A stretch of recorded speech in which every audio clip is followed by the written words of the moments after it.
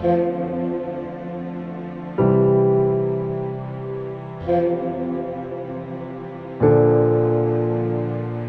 का अधिकार दिए बिना ही आप उठाया और बिल्डोजर से ढा दिया किसी का, तो ये कानूनी अधिकारों का उल्लंघन है सीधे सीधे। और कानून में सीधा कहा सुनवाई का अवसर दिया जाना चाहिए आदमी को। इलीगल है तो नोटिस दो, आप पहले नोटिस में समय खोलें और समय खोलने के बाद में कानूनी प्रक्रिया अपनाएं, और कानूनी प्रक्रिया अपनाने के बाद यदि ये पाया जाता है कि ये सचमुच में अतिक्रमण है या गवर्नमेंट की ज़मीन पे कोई किसी ने अतिक्रमण कर लिया है तो बिल्कुल खाली करने कोई दिक्कत नहीं है।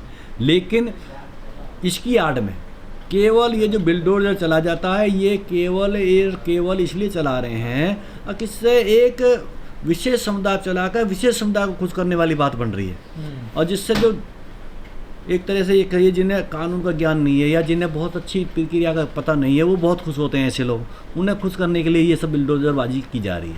अगर बिना नोटिस दिए, बिना कानून का पालन किए आप कोई कार्रवाई करे तो अवैधानिक हुई ना कार्रवाई।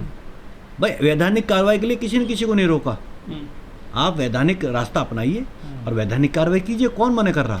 आज की डेट में यदि भाजपा का कोई विकल्प है तो समाजवादी पार्टी तो है प्रदेश में, और उनके नेताओं को, उनके कार्यकर्ताओं को डराया जाएगा, धमकाया जाएगा, उन पर बिल्डोजर चलाए जाएंगे तो निश्चित तौर पे एक भय का माहौल होगा। हर आदमी अपनी जान माल बचाने के लिए फिर इनकी शरण में चला जाएगा, और यही एक माहौल पैदा करना चाह रहे हैं। एक तरह से इमरजेंसी जब लगी थी, आपातकाल जैसे लगा था ना, उस जैसे हालात पैदा हो रहे हैं। जो समाजवादी पार्टी के कार्यकर्ता हैं, जब तक तुम उन्हीं को डराने के, उन्हीं को भयभीत करने का कार्य किया जा रहा है। कोई एक भाजपा के क्या सब दूध के धुले लोग हैं या कांग्रेस के सब दूध के धुले लोग हैं?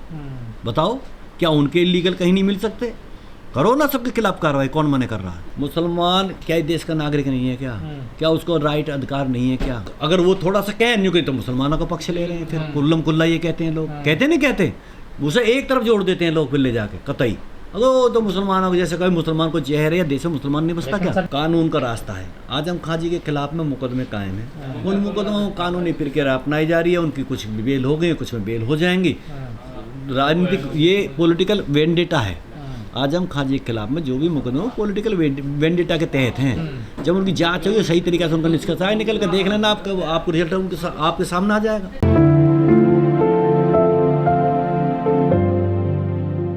अब जो भी है कार्रवाई वो सबके साथ करो ना, समानता का अधिकार सबको है, समान अवसर सबको दिए जाने चाहिए। नागर जी गुप्ता जी का भी तोड़े ना जूस कॉर्नर, देखे जागीरपुरी में मुसलमानों के तोड़े तो मैं यही तो कह रहा हूँ, सबके साथ करिए। एक आदमी को या एक विशेष समुदाय को या किसी एक नेता को जो आपके विरोध में कोई आवाज़ उठा रहा हो, उसके खिलाफ ऐसी कोई कार्रवाई ना करो। उसके खिलाफ भी करो, यदि गलत है तो उसका कानूनी रास्ता है, कानूनी रास्ता अपनाइए और हम चलिए। अब यदि ये इलीगल ना होता तो सुप्रीम कोर्ट क्यों हस्तक्षेप करती? सुप्रीम कोर्ट ने स्थगन दिया है, क्यों दिया? इसीलिए दिया कि इलीगल कार्रवाई हो रही थी। आप मानते वकील साहब मुसलमानों को परेशान किया जा रहा है सरकार में? देखिए, ऐसा अगर कहें तो कोई बुरा भी नहीं है, लेकिन मैं अपने मुंह से ये नहीं कहना चाह रहा कोई ये कहे कि मुसलमानों को ही टारगेट किया जा रहा। सपा के जो लोग हैं, सपा के नेता, ये बचते क्यों मुसलमानों की बात करते हुए? क्यों नहीं, मुसलमानों की सभी कर रहे हैं। आप भी बच रहे हैं, सुनिए, उनका वोट तो चाहिए, लेकिन ना ऐसा नहीं कह रहे हम उनके वोट तो चाहिए। वोट तो बीजेपी को चाहिए, मुसलमानों कहाँ बीजेपी मना करते हैं योगी जी? हमें ना गलत कह रहे हो आप।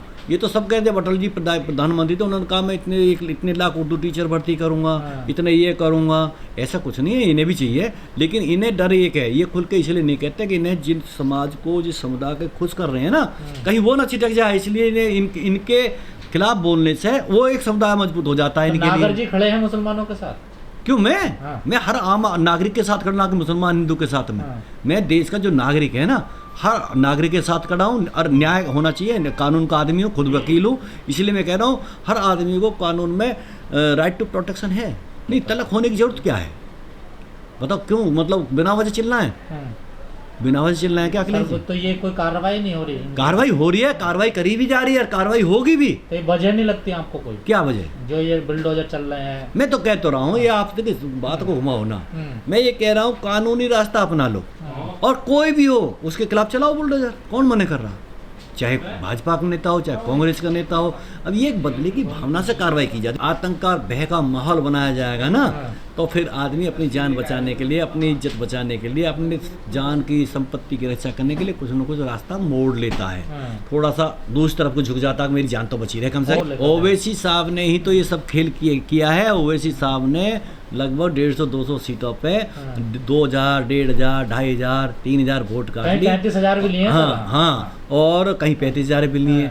अखिलेश जी की लगभग, समाजवादी पार्टी की लगभग 165 सीटों को केवल ओवैसी साहब की वजह से हराया गया। तो आप उन्होंने गठबंधन में क्यों नहीं लिया? क्यों ले गठबंधन में? क्या जरूरत है ओवैसी को गठबंधन में लेने की? भाई ओवैसी ठेकेदार है किसी का? ले आपका तो नुकसान कर ने भले कर दिया तो नहीं किया। हम अपने बल पलट रहे, आज निकल आएगा, सच सामने आएगा। देश में संविधान में ये दिया हुआ है कि कोई किसी जाति विशेष, धर्म विशेष के रूप में राजनीति नहीं कर सकता। उनके अपने पर्सनल राइट्स हैं, अपना धर्म का पालन करता। कोई हिंदू अपना खूब करे, कोई मने थोड़ी है। लेकिन सर आप लोग अब कमजोर होते नजर आ रहे हैं। मुस्लिम देख रहा हो ओवैसी की तरफ। आप बिल्कुल गलत कह रहे हैं, बिल्कुल कमजोर नहीं आ रहे। और अगर कोई विकल्प यदि बीजेपी का उत्तर प्रदेश में है तो उसके समाजवादी पार्टी है और कोई नहीं है। लेकिन सर जो शिवपाल बीजेपी में जा रहे हैं, बहू पहले ही चली गई। ये देखिए कहने की बात है। अब बहू पहले क्या मिला? बहू को चली गई, चर्चा थी, टिकट मिलेगा, राज्यसभा मिलेगी, मंत्री पद मिलेंगे। जो मठ में भेजने की बात करते थे उन पर लठ बाजेगा। सुनो, हम कह रहे हैं रही शिवपाल जी की बात। शिवपाल जी कहाँ जाएंगे तो शिवपाल जी बताएंगे, सीनियर लीडर हैं। हम उनको कुछ नहीं कहना चाहते, ना हमारी औकात है इतने बड़े नेताओं के खिलाफ हमको टिप्पणी करें। लेकिन शिवपाल जी खूब सबको पता है समाजवादी पार्टी के टिकट पर चुनाव जीते हैं। समाजवादी पार्टी में उनका है आज भी मीटिंग में नहीं बुलाते उनकी अपनी। अब उसका भी मीटिंग में, चूंकि मुझे तो पता नहीं, लेकिन मैंने एक बड़े लीडर से बात की थी और उन्होंने बताया था इसका कारण क्यों नहीं बुलाए थे। उसका कारण ये था कि जितने भी गठबंधन में दल थे, चाहे सोनेलाल साहब की, पटेल साहब की बेटी एमएलए बनी है, वो भी सपा के टिकट पर जीती है, चाहे लोक दल गठबंधन में थे, चाहे वो राजभर साहब का संगठन था, चाहे ये थे शिवपाल जी जो अपनी अपनी पार्टी चला। शिवपाल जी की अपनी अलग पार्टी है ना। उन पार्टी के नेताओं को अपनी मीटिंग में नहीं बुलाया उन्होंने। वो एमएलए टेक्निकली सपा के हैं, लेकिन उनके अपने दल हैं, अपने दल की राजनीति कर रहे हैं वो लोग, इसलिए नहीं बुलाया जहाँ तक मुझे पता चला है। ऐसा है, ये जब तक चलेंगे ना, ये तो देखो मिर्च मसाला लगा के ये खबरें चलती रहती हैं। आजम खां जी पहले भी पार्टी छोड़ गए थे, फिर पार्टी में ही आ गए थे। और आजम खां जी इस पार्टी के फाउंडर्स में से हैं। वो हो सकता है कोई नाराजगी उनके स्तर पर हो। करीब 2.5 साल से जेल में है आजम खां साहब। अखिलेश जी जो है उनसे कोई आंदोलन भी नहीं कर रहे हैं, उनको बाहर निकाल। नहीं, सुनिए वो कोई, देखिए जब कानून के तहत ही तो बंद है ना, कोई एफआईआर चाहे झूठी है सच्ची है, एफआईआर है ना उनके खिलाफ में, उनमें वो बंद है, उनकी कानूनी प्रक्रिया चल रही है। कहाँ है सर? जमीन कब्जे करने के मामले में सर तो लोग वो भी एफआईआर ही होती है, वो भी एफआईआर ही होती है उसकी भी। किसानों की जमीनों पे कब्जे। अरे भाई सुन तो लो, यदि किसानों की जमीन पे कब्जे उन्होंने किए हैं तो उनकी जांच हो रही है, उनकी विवेचना चल रही है पुलिस में, एफआईआर दर्ज है, उन्हीं में तो बंद है वो। तो मामले हम मानते हैं बहुत कठिन है ना, जमानत मैं नहीं मानता, मैंने मामला एडवोकेट। अरे भाई एक बात तो बताओ, मैं एडवोकेट हूँ, बिल्कुल सही बात है, लेकिन मेरे सामने कोई फाइल होगी मैं तभी बताऊंगा ना। झूठा केस होता तो जमानत हो जाती है अब तक। मैं ये कह रहा हूँ, जब मैं फाइल पढ़ लूँ तो मैं फाइल पढ़ कर राय दे सकता हूँ किसी पे, भाई हमें ये हो सकता है, ये नहीं हो सकता। ये सपा के पास वकील नहीं है। मेरी बात तो सुनो यार, आप ऐसी बात नहीं कर रहे हो, मेरी बात सुन लीजिए।